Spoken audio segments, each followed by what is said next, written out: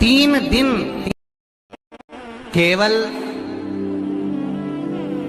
3 दिन ऐसे रहेंगे, 3 बार ऐसे रहेंगे, 3 तिथियां ऐसी रहेंगी, 3 समय ऐसा रहेगा जिस समय पर तेरे द्वारा निर्मित शूल को भी शिव धारण करेगा और जगत का कल्याण करेगा।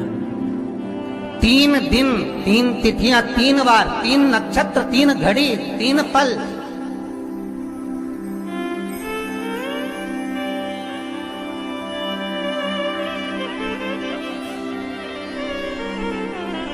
जिसमें बाबा शूल भी धारण करते हैं, और शूल अकेले धारण नहीं करते महाराज।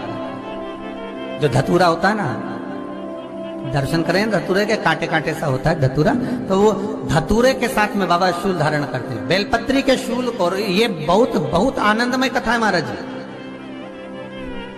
जिसके जीवन में हमेशा कांटे ही मिले हैं। बेटी बड़ी हुई तो घर में मायके में दुख देखा, और मायके से गई ससुराल में तो ससुराल में दुख देखा। ससुराल में भी दुख देखने के बाद में भी पति को बहुत कुछ काम खुलवाया, बहुत धंधे खुलवाए, नौकरी लगवाई, पर वो पति बार बार छोड़ कर आ गया, बार बार तकलीफ भोग रहा है, बार बार कष्ट भोग रहा है। फिर थोड़े दिन काम करता है, थोड़े दिन छूट जाता है, फिर व्यापार में बढ़ता है, फिर छूट जाता है, फिर कोई दुकान खुलवाई, थोड़े दिन अच्छी चली, फिर वापस वहीं घर पर आकर बैठ गया। अर्थात उसके जीवन में वो शूलता चल रही है। तो बाबा देवाधिदेव महादेव कहते हैं, ये 3 घड़ी, 3 पल, 3 नक्षत्र, 3 समय, 3 दिन में जो शूल मुझे समर्पित करता है, उसके जीवन से मैं शूल हटा देता। वो 3 दिन लिखे स्कंद पुराण।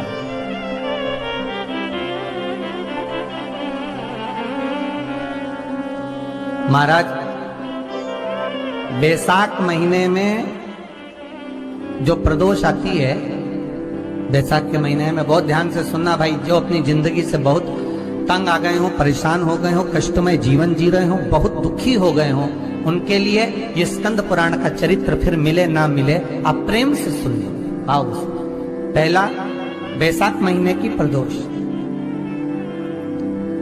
चाहे वो शनिचरी प्रदोष हो, चाहे रविवार की हो, सोमवार की हो, मंगल की हो, बुधवार की हो, गुरुवार की हो, शुक्रवार की हो, शनिवार की हो, कोई भी वार की हो, पर बैसाख महीने की प्रदोष, प्रदोष काल में शाम का समय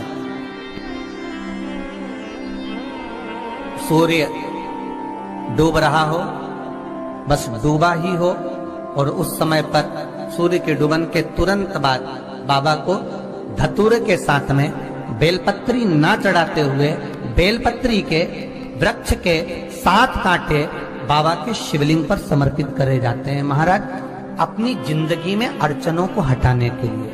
फिर आप जिस व्यापार में उतरे, जिस व्यवसाय में उतरे, जिस नौकरी में उतरे, आप दिल से करें, आपको तरक्की मिलेगी। आप हार नहीं सकते, नीचे नहीं आ सकते, उन्नति पर ही चढ़ेंगे। एक वैशाख मास की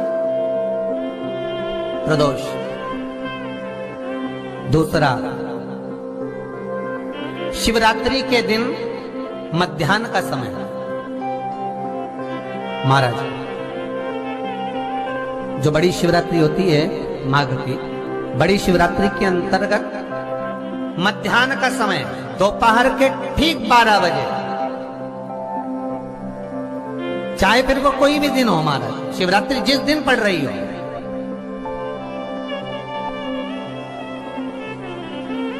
उस दिन भी धतूरे के साथ बाबा को 7 कांटे बेलपत्री के वृक्ष के समर्पित होते हैं महाराज। इसमें आप ये वाले जो कांटे हैं, जो शिवरात्रि के दोपहर 12 बजे वाले हैं, अगर कोई मदिरा पीने वाला हो, व्यसन में डूबने वाला हो, कोई जुआ खेलने वाला हो, कोई गलत वैश्यावृत्ति करने वाला, या अपने मार्ग से विचलित कोई व्यक्ति है, उसके लिए भी ये कांटे बहुत काम आते हैं महाराज। दूसरा, पार्वती, तेरे द्वारा तेरे नयन अश्रु से जो प्रगटा हुआ बेल का वृक्ष है, द्वितीय शूल मैं वहां धारण करता हूं, तृतीय शूल, तीसरा शूल जो वर्णन करा गया महाराज, भगवान श्रावण के महीने में जो भी दूसरा सोमवार पड़े, जो भी पड़े, श्रावण के महीने का दूसरा सोमवार। आप सबको पहले भी श्रावण के महीने में जो कथा कही उसका व्याख्यान वर्णन करा कि श्रावण का महीने का महत्व क्या है, वो भी आपको ऑनलाइन कथा में आप लोग सुन चुके हैं, लाइव कथा में श्रावण का पूरा महत्व बताया था कि श्रावण के महीने में शंकर भगवान को पूरा लेखा जोखा का भार प्रदान किया गया। दूसरा सोमवार, श्रावण के महीने का जो दूसरा सोमवार होता है, उस दूसरे सोमवार में रात्रि के समय पर, अर्थात शास्त्र अब घड़ी और पल का स्मरण करेंगे तो रात्रि के बजेंगे 10 से 12 बजे, मारे 10 से 12 के बीच में धतूरे के साथ बाबा को शूल समर्पित होता है महाराज। ये भी हमारी बाधाओं को, हमारी तकलीफों को, व्यापार व्यवसाय के लिए, नौकरी सर्विस के लिए, बहुत सारे एग्जाम में आप बैठ लिए, गवर्नमेंट एग्जाम के लिए बैठ लिए, नहीं हो रहा, ये 3 बार मेरे शंकर को बेलपत्री के वृक्ष के शूल समर्पित होते हैं, उसका आनंद पाना। कहती है घंटी का नाद, उसको भगवान के लिए बजाते हो कि भगवान तुम भोजन करो, भगवान तुम जा, नहीं। शिव महापुराण की कथा कहती है घंटी का नाद इसलिए करा जाता है कि अपनी बुद्धि को, अपने चित्त को केंद्रित करो भगवान के चरणों की ओर।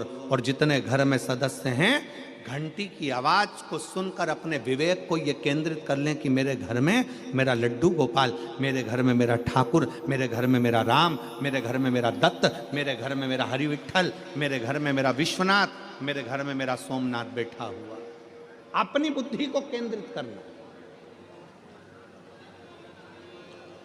अपने विवेक को केंद्रित करना, अपने चित्त को केंद्रित करना कि यहां मेरा भगवान बैठा है और मुझे मेरी बुद्धि को केंद्रित करना। और मेरी जीजियों से, सूरत के मेरे जीजाओं से निवेदन है, बेटी और बेटाओं से निवेदन है, अगर शंकर जी के मंदिर में जाकर 1 लोटा जल अगर आप चढ़ा रहे हो तो भगवान को धन्यवाद देना कि मेरे पिछले जन्म के अच्छे कर्म मुझे बाबा तेरा। कोई पूर्व का कोई अच्छा कर्म होगा, कोई पूर्व का अच्छा कर्म होगा जो मुझे बाबा तेरा साथ। पति मार्ग से भटकता है,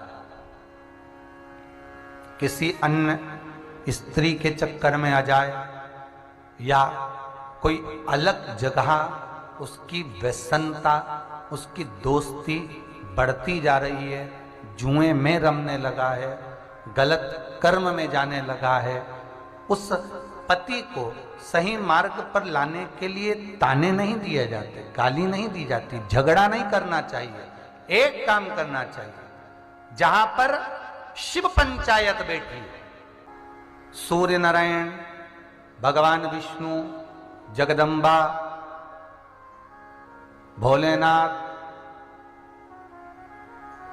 ये शिव पंचायत के अंतर्गत, गणेश जी, ये पंचायत के अंतर्गत ये आते हैं शिव पंचायत।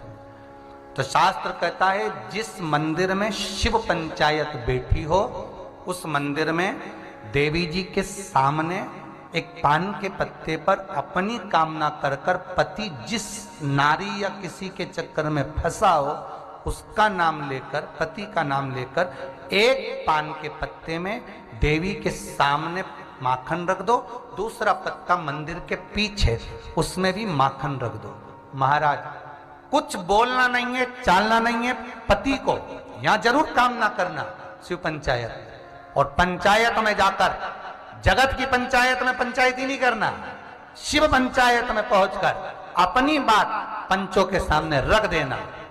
बस 3 महीना इंतजार करना। ऐसी फूट पड़ती है, ऐसी फूट पड़ती है कि वो एक दूसरे का मुंडा ही नहीं देखे, बापड़ा, और वो सामने आए नहीं, वो चप्पल लेके दौड़े, और वो कुछ बोले तो वो गाड़ी लेके धुने। बस अपने चाहिए ही क्या, अरे बोला तो सही है, बस बात खत्म। वो उधर झगड़ा करे, इन्हें प्रेम बढ़े। अब कई माताएं कहती है गुरुजी हमने तो देवी जी के मंदिर, अरे देवी जी के मंदिर, शिव पंचायत में अपनी बात पंचों के सामने पहुंचना चाहिए। पंचों के सामने पहुंचेगी तब तो काम होगा। अब तुम तो सोचा अपने घर में ही कर लो और सारे उपाय घर में कर लिए और सोचे कि काम ही नहीं हो रही, हमने तो करा, हमारा तो काम ही। तुमने पूछा कहाँ करा, तो कि घर में ही करा। तो घर में कोई हो, घर में तुम्हारी पंचायत खत्म नहीं हो, तुम्हारी शिव पंचायत कहां से, शिव पंचायत में जाकर के। और जब आप शिव पंचायत के अंतर्गत, महाराज शिव पंचायत के मंदिर बहुत कम होते हैं, पर अपने हृदय की बात रखने के लिए शिव पंचायत में बात कहना जरूरी है।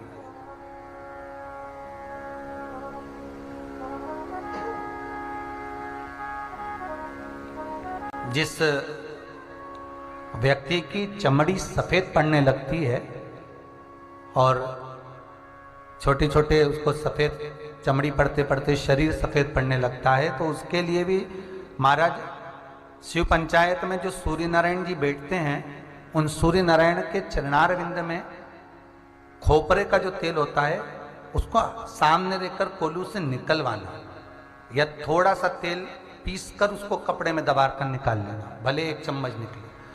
सूर्य नारायण भगवान के चरणार विंद में वो तेल समर्पित कर कर उस तेल को रविवार के दिन चढ़ाकर शिव पंचायत से उठाकर शंकर भगवान को चढ़ाकर शिवलिंग पे चढ़ा हुआ तेल उंगली पर से निकालकर अपनी कामना कर कर शरीर को ठीक करने के लिए रविवार के दिन जो तन पर जहां जहां दाग हो वहां लगा लेते हैं महाराज। तो 15 से 20 दिन में वो दाग अपने शरीर के असली कलर में आना प्रारंभ हो जाता, पर शिव पंचायत में ही होता है महाराज, अपने स्वरूप में आना प्रारंभ। भगवान शिव ओघड़दानी त्रिकालदर्शी कैलाशी जहां सर्वस्व सुख के साथ बैठे